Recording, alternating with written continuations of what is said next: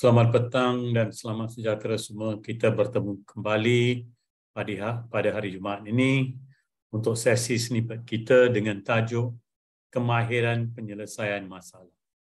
Sememangnya kita dalam sistem pendidikan maupun di sekolah, di PPD, JPN atau di kementerian kita sentiasa menghadapi isu-isu dan cabaran-cabaran dalam bentuk masalah yang kita perlu selesaikan. Apakah cara yang termudah atau langkah-langkah yang sistematik yang boleh kita gunakan untuk penyelesaian masalah maupun masalah yang kecil atau yang besar? Banyak kita boleh dapat penulisan tentang tajuk kemahiran penyelesaian masalah. Next slide please. Dalam proses penyelesaian masalah, ia merangkumi 3 bahagian utama. Yang pertama, mengenal pasti masalah. Yang kedua, menganalisis kemungkinan beberapa penyelesaian. Dan yang ketiga, membuat keputusan tentang tindakan susulan terbaik. Dalam mengenal pasti masalah ni, kita kena tahu apa latar belakang dan apa isu dia yang sebenar. Apa sebenarnya masalahnya. Apa isu akar umbi dia. Kadang-kala bagi seseorang yang nak buat kajian atau penyelidikan untuk masters dan PhD, nak mengenal pasti masalah pun menjadi satu masalah. Tapi kita tahu di peringkat sekolah, kita ada sentiasa menghadapi cabaran tersebut. So ingat, mengenal pasti masalah, menganalisis kemungkinan beberapa penyelesaian, dan yang ketiga, membuat keputusan tentang tindakan susulan yang terbaik. So, kita lihat satu demi satu ketiga-tiga aspek ini. Yang pertama, kita pergi ke slide yang berikutnya. Yang pertama, iaitu kajian. Kita boleh buat kajian ringkas. Dalam kajian ini, langkah pertamanya adalah dalam memahami konteks masalah dan apakah penyelesaian bagi masalah yang dihadapi. Nak mengenal pasti masalah itu, kita boleh buat sedikit kajian. Boleh buat survey, boleh buat temuduga, interview dan sebagainya. Supaya kita tahu apa masalah dia dan apakah mungkin penyelesaiannya. Kalau kita memahami masalah itu, kita akan tahu mengapa wujudnya masalah tersebut. Umpamanya, mengapa berlakunya keciciran dalam kalangan pelajar. Apa yang menjadikan sebab utama berlaku keciciran dalam kalangan pelajar. Contohnya, selepas pandemik. Adakah kerana masalah sosioekonomi, keluarga, atau masalah peribadi yang lain, atau masalah-masalah lain yang kita tidak kenali, hanya daripada kajian kita boleh kenali masalah itu. Kajian membuka peluang untuk kita memahami apakah sebab yang sebenar. Mungkin ada beberapa sebab dan kadang-kala sebab itu berbeza dari segi konteks. Kalau mungkin pelajar itu datang daripada keluarga yang berada tetapi tak datang ke sekolah. So konteksnya berbeza dengan murid yang datang daripada keluarga B40 dan sebagainya, dan kita mungkin lebih memahami kenapa dia tak datang ke sekolah. So konteks itu adalah sangat penting untuk kita memahami apakah sebab sebenarnya sesuatu fenomena atau masalah itu berlaku. Sebaik saja kita memahami sebab-musabab berlakunya masalah itu, kita dapat mengenal pasti langkah penyelesaiannya. So, understanding the problem, lepas tu apakah penyelesaian yang mungkin sesuai dengan masalah yang dihadapi itu. Kita boleh buat andaian, tetapi andaian itu mesti berdasarkan kita buat andaian, lepas tu hasil daripada maklum balas kajian, kita boleh uji atau melihat andaian kita itu betul atau tidak. Sememangnya kita banyak pengalaman, sudah lama dalam sistem pendidikan maupun di peringkat sekolah. Jadi kita biasanya membuat andaian mengapa seseorang murid itu tercicir daripada sistem pendidikan dan sebagainya. Tak datang ke sekolah, ketidakhadiran yang tinggi. Kita boleh buat beberapa andaian, tapi sehingga kita tak selidik, kita tak kaji, maka itu mungkin satu andaian yang tepat atau mungkin tidak tepat.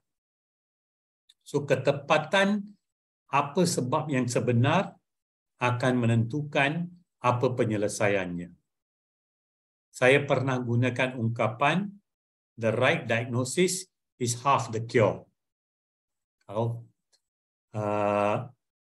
kajian kita buat diagnosis dengan betul, kita dapat sebenarnya sebab itu sudah memberi kita hala tuju apa penyelesaiannya. So, getting the right diagnosis is half the cure. Next slide, please. So, yang pertama, jangan lupa kajian, research. Simple research. Yang kedua, analisis. Kita suka buat kajian, kita buat analisis tentang masalah dan penyelesaian yang boleh digunakan pakai itu. Untuk membuat analisis ini, kita harus menggunakan juga apa yang dikatakan kita gunakan kemahiran analytical. Analytical skills help you look at what potential solutions that might be.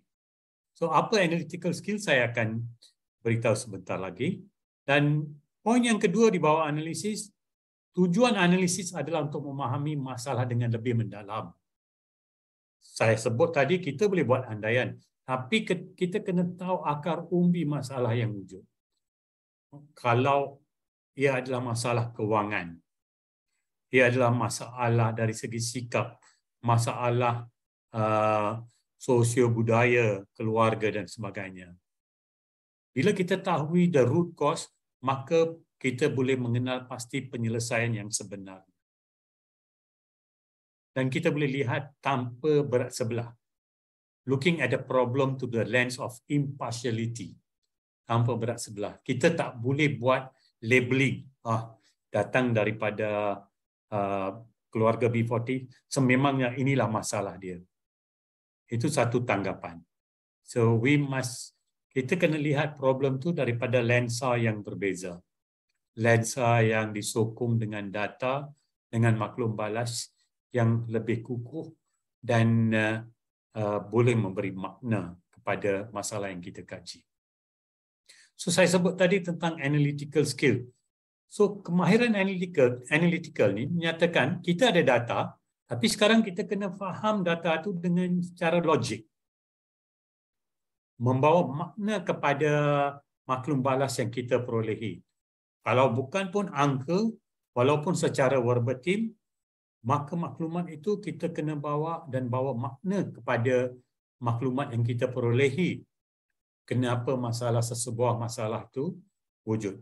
Kaji fakta dan maklumat sebelum membuat rumusan. Perbincangan dan percambahan fikiran tentang masalah dan penyelesaian adalah penting dalam kalangan guru, pemimpin sekolah, mungkin termasuk PIBG dan pihak lain yang berkaitan. Dan bila kita dah buat rumusan yang terbaik, kita dah kaji, kita buat percambahan fikiran dalam kalangan staf dan sebagainya, kita boleh buat pembentangan yang secara membina. Kita boleh menjawab soalan-soalan yang mungkin akan ditanya bila kita buat sesuatu pembentangan itu.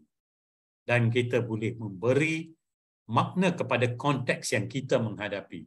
Konteks yang masalah yang berlaku di Kuala Lumpur berbeza mungkin daripada kawasan pedalaman atau pinggir bandar. Mungkin berbeza dengan masalah yang sama dalam konteks di Sabah atau Sarawak. So kita kena lihat konteks dia juga. Kenapa masalah itu wujud dan apakah penyelesaian yang sesuai dalam konteks yang berkaitan.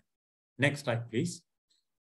So ingat, yang pertama kita buat kajian, yang kedua kita buat analisis. Sekarang kita dah buat kajian, kita dah buat analisis dengan tepat sekali. Sekarang kita boleh membuat keputusan. Kita dah kenal pasti akar umbi masalah dan pendekatan penyelesaian.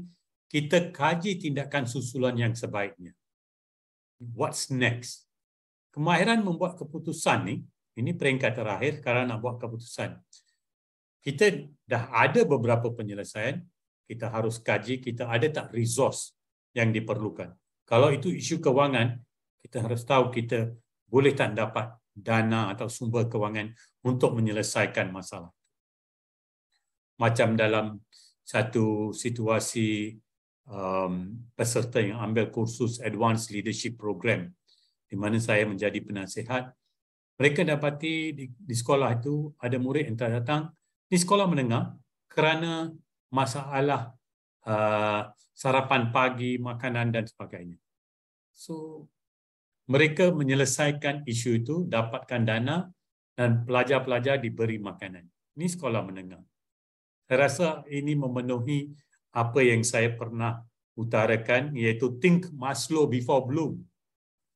Think Maslow before Bloom, jangan lupa Maslow kata dalam asasnya adalah keperluan fisiologi. Apa itu keperluan fisiologi? Termasuk makan minum.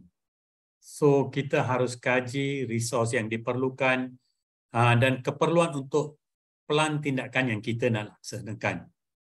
Mungkin kita perlukan tenaga semua orang guru untuk menyelesaikan sesuatu masalah atau beberapa orang guru atau pihak luar. Dan kita carilah penyelesaian yang kemungkinan besar boleh membawa kejayaan. Kita untuk perkara ini, kita tidak boleh lari dari kemahiran analytical yang kita perlu ada, yang saya sebut tadi, logical thinking tentang keputusan yang kita buat dan membawa makna kepada maklumat yang kita kutip. Dan kita boleh jadi kreatif, mungkin apa tindakan yang cara yang kita gunakan sebelum ni tidak boleh digunakan sekarang.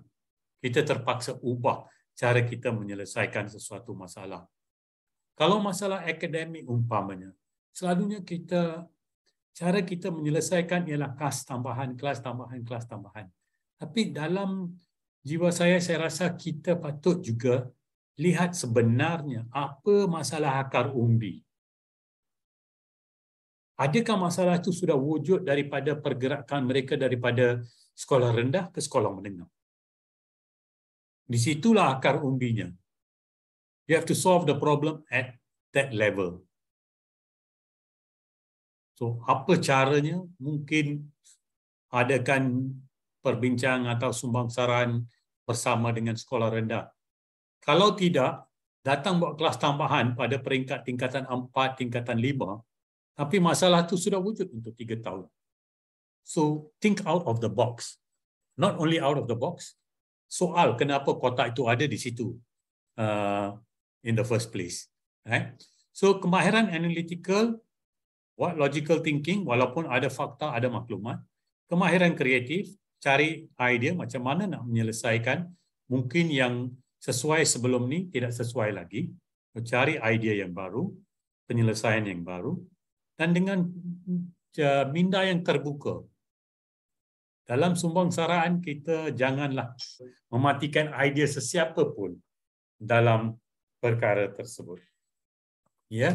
Yang ketiga, kemahiran kolaboratif, iaitu kita terima idea daripada rakan-rakan kita. Okay. Kerana setiap individu dalam kumpulan kita, di sekolah umpamanya, mempunyai skill set yang berbeza, latar belakang yang berbeza. Mungkin setengah masalah itu boleh kita selesaikan dengan kita menggunakan idea daripada guru sukan umpamanya. So, gunakanlah pendekatan yang kolaboratif. Dan yang keempat, kemahiran kepimpinan. Tak semestinya pemimpin sekolah saja yang boleh membawa makna kepada penyelesaian sesebuah masalah. Cikgu pun dengan pengalaman yang sedia ada, boleh kongsi idea dan boleh menjadi pemimpin untuk buat pembentangan tentang masalah tersebut. Dan kongsi idea-idea yang konstruktif dengan pihak kepimpinan sekolah. So, tuan-tuan dan puan-puan, ini adalah the decision making skills, 4 perkara yang boleh kita beri perhatian. Dan slide yang berikutnya, jangan lupa, seperti saya kata, ada banyak penulisan yang kita boleh lihat tentang penyelesaian masalah. Dan saya akhiri dengan ungkapan yang saya selalu bacakan, bahawa buku adalah beban latihan untuk minda kita. Books are the training wheels of the mind, tapi tidak semestinya ilmu atau pengetahuan itu datang daripada buku saja, boleh datang daripada internet, daripada makalah, majalah, dan daripada perbualan profesional dengan rakan-rakan. Kita boleh dapat sumber, itu juga merupakan sumber pengetahuan. Dan hari ini saya nak ulang apa ungkapan yang saya bacakan sebelum ni. If a child can't learn the way we teach, maybe we should teach the way they learn. So itu saja daripada saya untuk hari Jumaat ini. Saya mohon maaf kerana tidak dapat bersama secara live kerana ada mesyuarat pukul 3 petang nanti. So saya buat rakaman ini. Sekian, terima kasih. Semoga kita jumpa hari Jumaat depan.